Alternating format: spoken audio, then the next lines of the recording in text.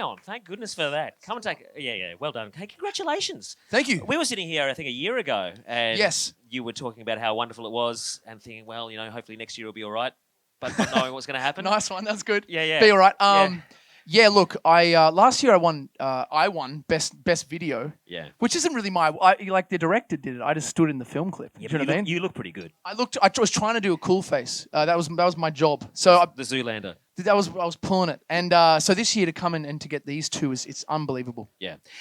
You mentioned on stage, we just saw you a moment ago, talking about kindness, and it's a really nice message, and it's actually been picked up a little bit tonight. There's been a little bit of a theme. Yes. But I take it that there are times in this industry where, despite all the fame and all the greatness, there are people throwing things at you a little bit. Yes, and there are so many ups and downs, and, there's no routine in what we do. It's very much like just challenge, and they're all good things. A lot of these are good things, but for someone like me who's a very anxious person, I'm always thinking ahead and what could go wrong here, or how could I mess this up, or it's a very high stress kind of thing for me in particular. And I think people can say things and they don't realize how much it can kind of bring you down. And I think these days people just say all kinds of things. And I noticed it too tonight. Tone said a couple of things, and Guy as well, which is really cool. Looking back at the year just gone, it has been pretty extraordinary. Am I right? 1 billion streams for you? I think it's actually 2. Yeah. 2 billion. Because I only know that because they said I had like a thing where they did like a little. Is this dying? Yeah, is my mic dead? Yeah, it's back. Oh, it's sweet. 2.7. Okay, yeah. 2.7 billion. Sick. Yeah, it's crazy. Do you think about that at all? About the number of people who've actually consciously then just tapped on the song to hear you? Nah, you can't. Like after like 1,000, you can't picture it. You know what I mean? Like you can't imagine it. It's crazy though. It's just like, and the streams keep coming in. I always think it's going to stop, so I stopped looking at one point, even though it sounds like I didn't because I knew the number. But you sort of have to stop because you can get obsessed with the numbers. It's like I love computer games, and it sort of can become a bit of that if you're like, oh, how many numbers are we going to get? Like how many streams and all that stuff. But now it's you can get caught in that. I think every artist does at the start when you have a song that does what Be Alright did, and then you kind of come back and calibrate, and you start thinking of what the future is and what I need to do to stay at this point.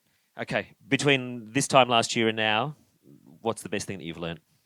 Best thing I've learned, I would say to always face your fears, which is whatever scares you to pursue it. And it sounds a bit motivational, but something I truly fundamentally believe in. Well, what have you faced?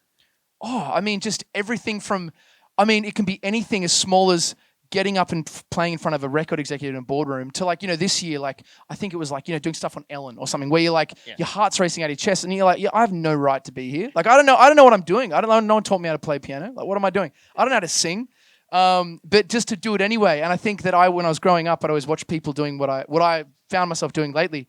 And I'd always be like, how do they must know what they're doing. And so I learned to always say yes. And that the nerves and the fear of failure is actually a direction you should be pushing in for sure. No wonder you're anxious. Good grief. Man, it's terrible up in here, man. It's brutal. It's brutal.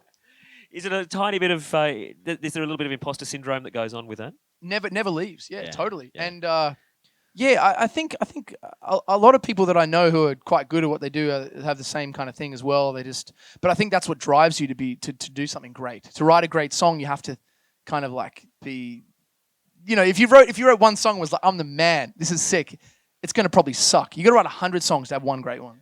Well, I think you are able to take the credit because it's pretty amazing. What an amazing 12 months it's been. Thank you very much. Any questions for Dean? Yep, down here, Josh.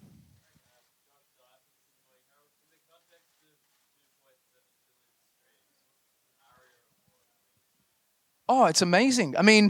It's Australia, and everyone in Australia is trying to break outside of it. Every artist is, that goal of like, want to get outside of Australia and do something. But there's nothing that makes you more nervous than like being here because it kind of feels like you're judged a bit more. It's like you're at home. You got to, And so I definitely feel it is a really big moment for me. And I had my mum and dad here tonight, my brothers, and it was a really special moment. All right. Any more questions? One more for Dean. Good to see you again. Yeah, he's a little bit of a stalker, but we let him in. He's the man. He's great. Yeah.